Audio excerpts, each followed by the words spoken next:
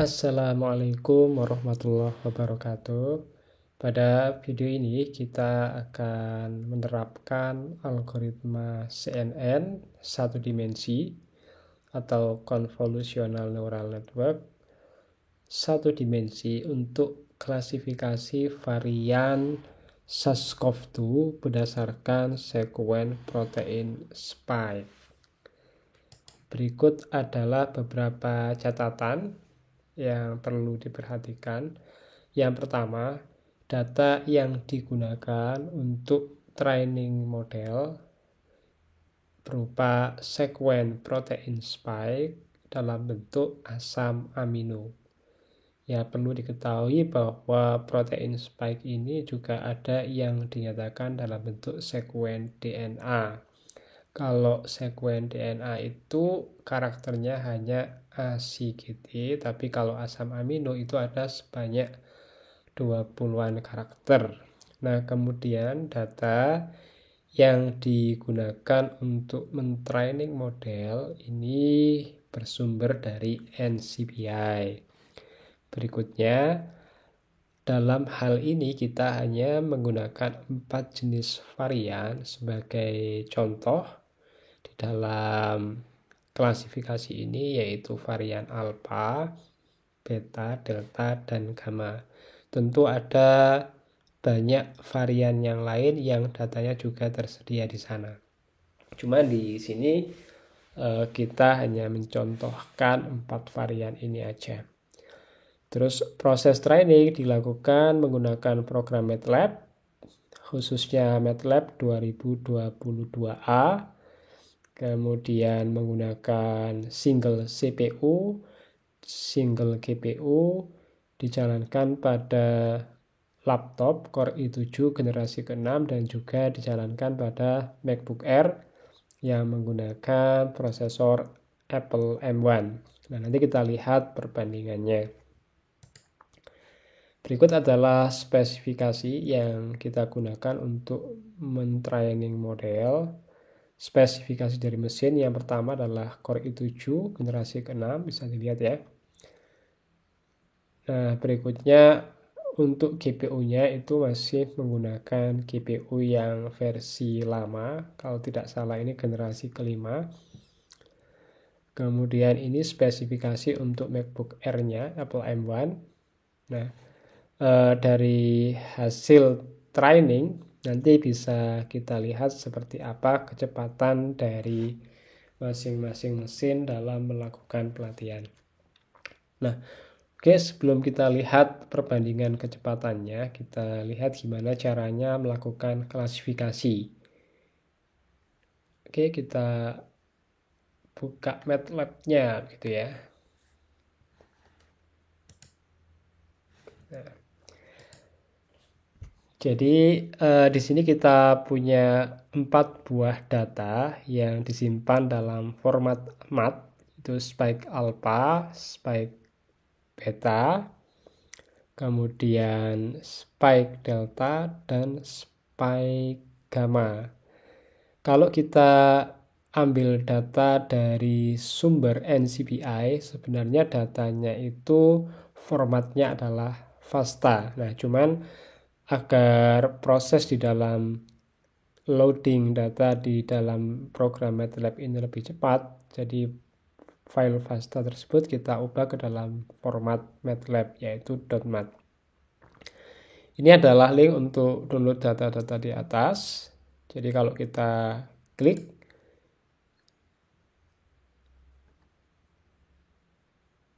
nah ini kita bisa ambil data yang kita butuhkan. Sedangkan untuk memilih varian itu bisa menggunakan pilihan yang ada di protein ini dengan menuliskan jenis protein, dan juga untuk variannya itu bisa dipilih di bagian pangolin. Sebentar, gimana ya?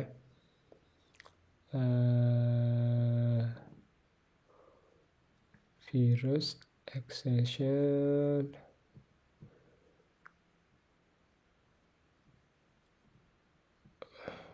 Wah, mana ini? Oh, ini. sequence type. Ya, oke, silakan dieksplor sendiri. Oh, ini maaf. Ini bisa dimasukkan di sini ya. Untuk memasukkan jenis varian sebagai contoh B.1. Nah, ini bisa dilihat ada jenis varian B1, B12, B1617. Nah, ini mengkodekan nama-nama varian dari SARS-CoV-2 yang itu kode-kode tersebut bisa dilihat itu dari website ini ya. Jadi ini varian dari SARS-CoV-2. Nah, nanti silakan dicoba untuk explore. Nah, baik, setelah kita load, jadi ini sudah dimuat di memori MATLAB, jadi bisa kita lihat di workspace ini. Kita cek untuk spike alpha. Oke, kita coba jalankan ulang. Nah, untuk spike alpha sendiri kita punya sejumlah 178.549 data. Kemudian untuk spike beta ada 3.993 data. Kemudian spike delta itu ada 33.614 data. Kemudian spike gamma ada sejumlah 21.620 data. Nah, datanya itu seperti ini. Jadi ada header. Nah, ini memuat beberapa informasi ya. Jadi ini nama proteinnya yaitu surface glycoprotein atau protein spike. Kemudian jenis varian atau pangolinnya, kemudian negara, tanggal, dan ini dari manusia atau dari yang lainnya, itu ada Homo sapiens dan yang lainnya. Nah, kemudian sekuennya bentuknya seperti ini. Nah, ini sekuen asam amino, panjangnya antara 1200 sampai 1300-an karakter gitu ya. Oke. Nah, jadi kalau ada 3.993 data ini ya, jadi barisnya ada sebanyak itu. Oke. Nah, selanjutnya, jadi dari sejumlah data yang ada ini tentu ada data yang sama. Karena spike alpha sendiri ini ada 178.000 data yang tersedia. Dan itu banyak kemungkinan dari sejumlah data itu ada beberapa sekuen yang sama antara satu dengan yang lainnya. Nah, sehingga kita perlu mengambil data yang unik saja agar di dalam proses training nanti tidak terjadi tumpang tindih data yang sama. Nah, untuk mencari data yang unik, kita gunakan ini fungsi unique AA. Ini adalah fungsi yang saya definisikan sendiri.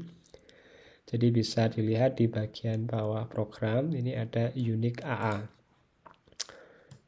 Nah, ini silakan diamati ya, dan juga boleh dicoba. Ini saya buat untuk mencari data yang unik. Oke, kita kembali ke atas. Nah, jadi ini SA ini adalah spike alpha yang unik. SB ini adalah spike beta unik. Kemudian SD spike delta, dan SG adalah spike gamma. Nah, kemudian kita cek ukuran data yang unik. Jadi bisa dilihat di sini bahwa MA, di mana MA ini adalah size dari SA,1, berarti banyaknya data spike alpha yang unik ada sejumlah 31.167 data dari 178.549. Sedangkan spike beta, protein spike beta ini semula ada 3.993 data. Setelah kita cari yang unik, ketemu hanya 1.693 3 data yang unik. Artinya yang lainnya sama, nggak perlu dipakai semuanya. Untuk spek delta, data semula adalah 33.614. Kemudian diperoleh sejumlah 9.298 data yang unik. Dan untuk spek gamma dari 21.620 data diperoleh 4.544 data yang unik. Nah, tetapi kita tidak akan menggunakan semua data yang unik ini sebagai data training karena jumlahnya ini yang bervariasi ya, cukup bervariasi, sehingga kalau kita ambil semuanya maka pengelompokan kelasnya ini bisa dikatakan tidak berimbang karena untuk yang alpha ada 31.000, yang beta 1.600, kemudian yang delta 9.000 dan yang gamma 4.000. Nah, supaya berimbang kita hanya akan mengambil sejumlah 1.693 data dari masing-masing kelas, yaitu baik kelas alpha, beta, delta, dan gamma. Untuk kelas beta kita ambil semua karena jumlahnya memang hanya 1693. Kemudian untuk jenis protein spike yang lain kita ambil secara acak menggunakan fungsi random i. Nah, ini random integer. Jadi sejumlah 1693 data. Nah, lebih lanjut,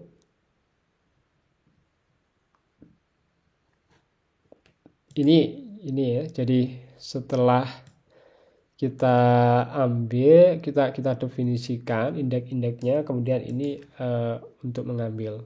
Jadi sek A, sek B, sek D, sek G, di mana sek A ini adalah sek alpha, beta, delta, dan gamma, dan masing-masing ini sejumlah 1693. Oke, coba kita jalankan.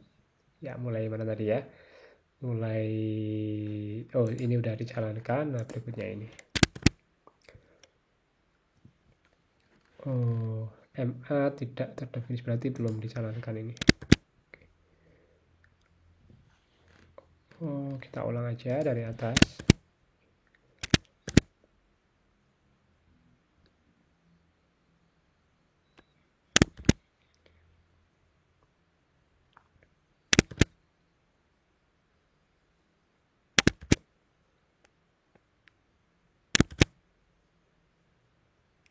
Oke, nah sekarang bisa dilihat di workspace ukuran dari sek A. Jadi sek A ada 1693 buah data, kemudian sek B juga demikian, sek D juga 1693 data, kemudian sek G itu 1693. Nah, kita coba lihat bentuk datanya, jadi masih seperti ini ya, masih berupa karakter. Nah, untuk diproses dengan menggunakan mesin learning, dalam hal ini adalah convolutional neural network, maka data yang berupa karakter tersebut harus diubah ke dalam bentuk angka, bentuk bilangan. Nah, di sini kita gunakan fungsi AA to cell. Nah, ini secara default di MATLAB tidak ada, tapi saya definisikan sendiri.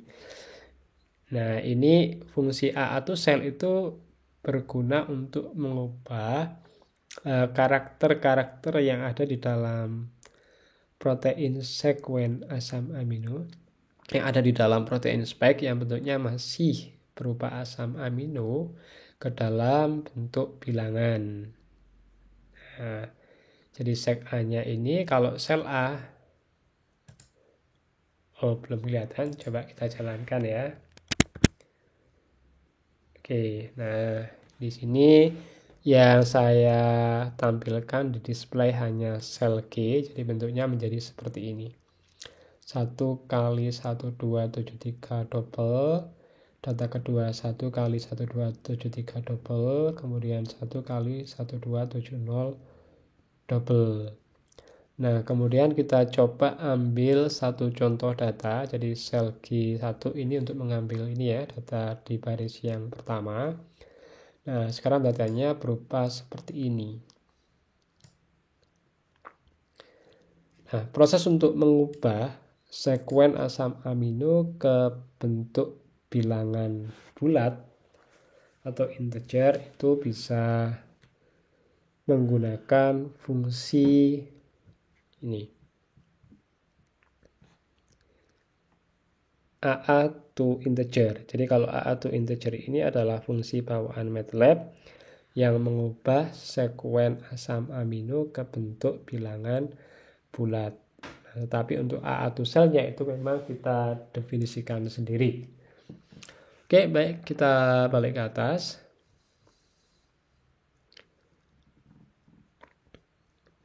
Oke, sampai sini. Nah, kemudian kita definisikan target atau label yaitu YA, YB, YD, YG.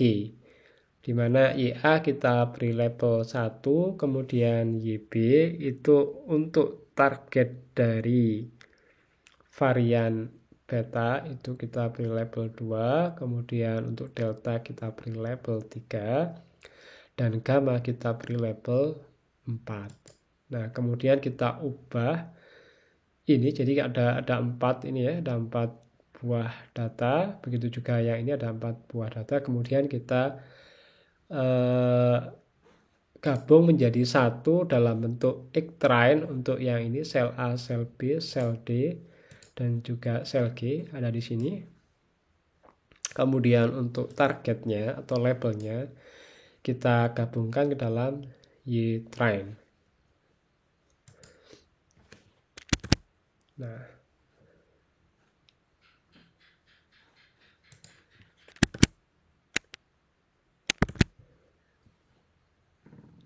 oke, jadi sekarang coba kita lihat Y-train seperti apa. Nah, begini ya. Jadi ada 6772 kali 1, sedangkan X-trainnya, nah X-trainnya seperti ini. Oke. Nah, langkah selanjutnya adalah membagi X-train dan Y-train ini sebagai, jadi sebenarnya lebih bagus kalau kita namakan X data dan Y data ya, karena berikutnya data ini akan kita bagi menjadi X-train, Y-train, dan X-test, Y-test menggunakan fungsi split data. Ini saya definisikan sendiri, fungsinya bisa dilihat di bawah. Jadi ada ini split data. Nah, ini saya bagi dengan jumlah 70% sebagai data training dan 30% sebagai data test. Bisa dilihat di fungsi split data di sini. Jadi 0,7 menyatakan data train dan 0,3 menyatakan data test. Oke. Nah, kemudian coba kita cek apakah pembagiannya itu merata untuk setiap kelas label atau tidak. Jadi kita coba lihat yang Y-testnya. Nah, ternyata ini kalau kita lihat secara visual di gambar, jadi kalau kelas labelnya kan ada 4 jenis, jadi 1, 2, 3, 4. Nah, jumlahnya ya kelihatan merata ya. Kalau kita lihat detailnya, ini ada sejumlah 502 data untuk Y-test, kemudian 502 data untuk kelas 1, 509 data untuk kelas 2, 517 data untuk kelas 3, dan 504 data untuk kelas 4. Dan ini dari Y-test. Jadi kalau di Y-testnya pengambilan datanya merata, berarti ya kita bisa berasumsi bahwa data trainnya juga sudah merata. Oke. Nah, berikutnya kita cek features. Jadi banyak features. Jadi kalau kita menggunakan toolbox CNN satu dimensi, jadi yang dimaksud sebagai banyak features itu adalah seperti ini. Jadi kalau satu sekuen itu kita ubah ke dalam bentuk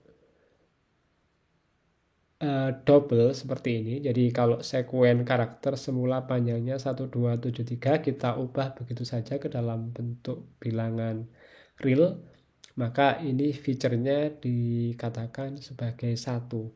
Tetapi kalau seandainya karakter-karakternya itu kita ubah menggunakan one hot encoder, sehingga nanti akan ada sejumlah 25 baris dikali panjang karakter, maka jumlah feature itu dikatakan sebagai 25. Itu kalau mengikuti format CNN dari toolbox-nya MATLAB. Dalam hal ini hanya ada satu features karena kita mengubah langsung karakter ke dalam bentuk integer. Nah, berikutnya untuk convolution layernya. Jadi ini ada filter size dan number filter. Filter size-nya di sini kita pakai 3. Jadi karena satu dimensi berarti ada 3 angka ya yang dipakai, atau 3 koefisien bobot, atau 3 buah elemen dari filter. Kemudian banyak filter ini 32, jadi ada sejumlah 32 filter. Jadi kalau dianggap sebagai variabel atau koefisien bobot, maka bisa dihitung ya, 3 kali 32 ada sekitar 96 variabel atau koefisien bobot yang harus ditentukan. Ini untuk layer pertama. Nah, kemudian ada layer kedua. Nah, ini untuk layer kedua, filter size-nya menggunakan 3, terus banyak filternya itu diambil 2 kali lipatnya. Kemudian di sini ada padding kausal, jadi padding itu diperlukan seperti ini. Jadi kalau kita lihat di sini kan panjang setiap datanya kan nggak sama ya, ada yang 1273, ada juga yang 1270. Ada juga yang lainnya tentunya. Nah, supaya bisa diproses menggunakan CNN, maka panjang bilangannya ini atau jumlah bilangan-bilangan yang menyatakan karakter itu harus sama jumlahnya. Nah, untuk menyamakan itu digunakan padding. Kausal artinya padding ditambahkan dari sebelah kiri. Kemudian untuk fungsi aktivasinya menggunakan ReLU layer. Terus untuk pollingnya menggunakan average, global average. Kemudian di bagian akhir itu menggunakan fully connected layer dan menggunakan fungsi softmax. Nah, jumlah datanya tadi ada ini ya, untuk training dan testing ada 6000 sekian. Nah, itu kalau dilakukan training secara langsung dengan menggunakan satu batch itu akan memerlukan memori yang cukup besar, sehingga ini harus dibagi menjadi kelompok-kelompok kecil data, dan dalam hal ini digunakan angka 27. Jadi dibagi menjadi 27 batch. Karena kalau terlalu besar itu memorinya yang diperlukan untuk memproses juga akan membesar. Kemudian untuk optimisasi dari fungsi errornya atau cost function-nya menggunakan ADAM, yaitu adaptive momentum, kemudian execution environment-nya ini bisa menggunakan CPU atau GPU ya, tergantung yang ada di mesinnya. Jadi kita ketikkan auto begitu aja. Kalau GPU di laptop kita mendukung, maka akan dipilih GPU sebagai pilihan pertama, tetapi kalau nggak ada GPU maka akan otomatis menggunakan CPU. Nah, untuk Apple M1 sementara ini MATLAB belum bisa menggunakan GPU untuk melakukan training, jadi masih menggunakan CPU. Nah, nanti kita lihat perbandingannya antara CPU yang ada di Apple M1 kemudian CPU yang ada di Intel Core i7 Gen 6, kemudian juga pada GPU yang ada di Intel Core i7. Nah, kemudian proses training menggunakan format seperti ini. Jadi net sama dengan train network, train, train, layer option.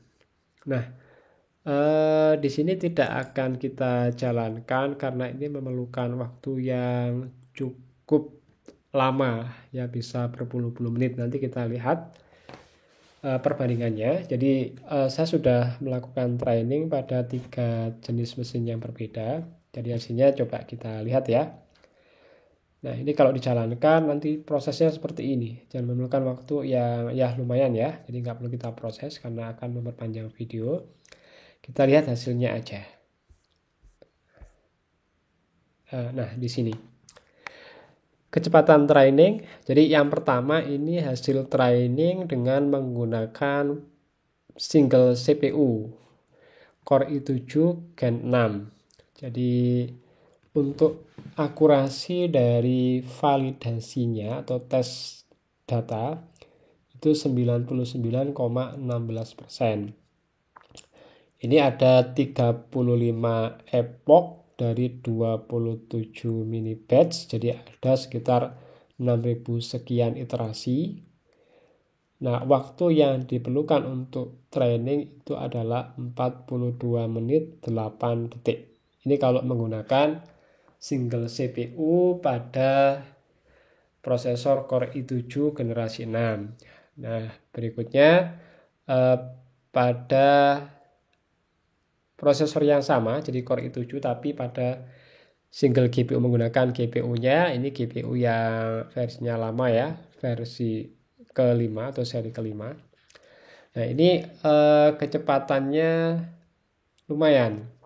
Kalau sebelumnya butuh 42 menit, ini hanya memakan waktu 16 menit 54 detik. Jadi memang GPU itu standarnya akan lebih cepat digunakan untuk training model machine learning atau deep learning. Jadi bisa dilihat ya perbandingannya ya antara 42 menit dengan 16 menit. Ya sekitar 2,5 atau hampir 3 kali lipat lebih cepat. Nah, berikutnya kalau menggunakan Apple M1 itu datanya sama, kemudian epochnya sama, jadi jumlah iterasi sama, itu hanya memerlukan waktu 8 menit, jadi lebih cepat. 2 kali lebih cepat dari GPU dan berarti ya 6 kali lebih cepat daripada CPU yang ada di Intel Core i7 Gen 6. Nah, berikut perbandingannya. Jadi single CPU Core i7 Gen 6 42 menit, kemudian single GPU 17 menit, single CPU di Apple M1 8 menit. Nah, ternyata CPU di Apple M1 itu lebih cepat daripada GPU seri 5. Nah, mungkin kalau GPU seri terbaru, misalkan RTX 3060 ya mungkin bisa lebih cepat ya. Tapi setidaknya walaupun menggunakan CPU tapi ini kecepatannya kalau dibandingkan dengan CPU Core i7 Gen 6 itu udah 6 kali lipatnya. Ya, cukup bagus lah gitu ya. Oke, kita kembali ke MATLAB-nya. Nah, dari sini setelah di training, kemudian kita lakukan prediksi. Nah, kalau prediksi diterapkan pada data training, jadi hasilnya adalah ini ya, akurasinya 0,9975. Nah, ini adalah confusion chart, jadi bisa dilihat pertama untuk kelas 1 itu ada 3 kesalahan, untuk kelas 2 itu berarti beta ya, ini alpha ada 3 kesalahan, beta itu 0 kesalahan, kemudian gamma ada 2 yang salah, delta ada 7 yang salah.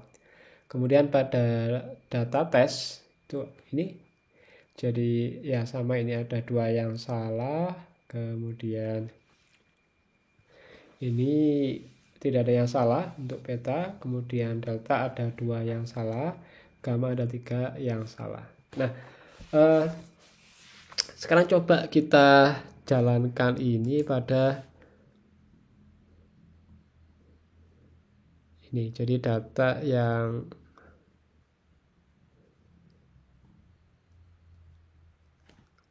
ada di sini ya, SA atau unique atau spike alpha, tapi nah ini harus diubah dulu ke bentuk sel. Wah, pasti agak lama ini ya. Jadi mungkin kita coba di video yang lain aja.